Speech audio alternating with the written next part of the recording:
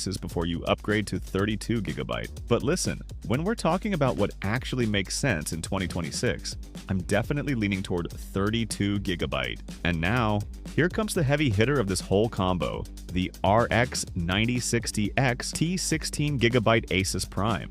This GPU sits at around $450, and honestly, it delivers way more value than it has any right to. First of all, 16GB of ROM. That's huge in 2026. Games are eating VROM like it's a free buffet. Open world titles, big texture packs, next-gen effects, all of that is pushing cards with 8GB into Stutter City. With 16GB, you're basically future-proofing yourself for the next couple of years. And reviewers across the board are saying the same thing. VROM matters. More than ever.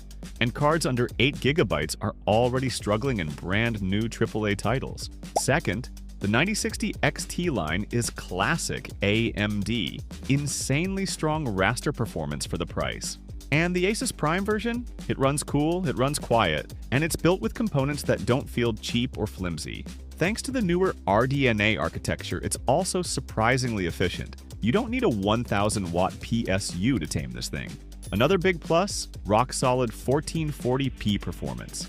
In many AMD-optimized games, this GPU just flexes, and a lot of market analysts are predicting that mid-high GPUs with large VROM pools like this one will age way better than the competition. To wrap it up, if you want a GPU that crushes 2K gaming, stays cool and quiet, looks clean in a build, and won't fall off a performance cliff anytime soon, the RX 9060 XT16GB Asus Prime is a seriously strong pick. Finally, let's talk about the motherboard.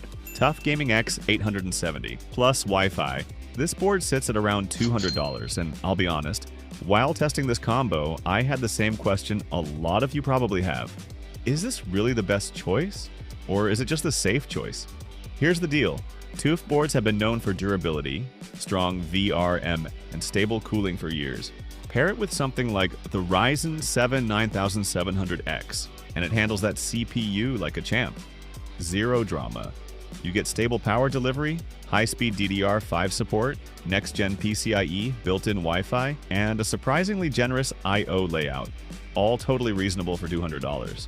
But here's the nuance. If your priorities are stability, durability, and a building experience that's just easy and drama-free, then yeah, the TUF X 870 plus Wi-Fi is absolutely a fantastic choice. It's the kind of motherboard you buy once and then never think about again because it just works.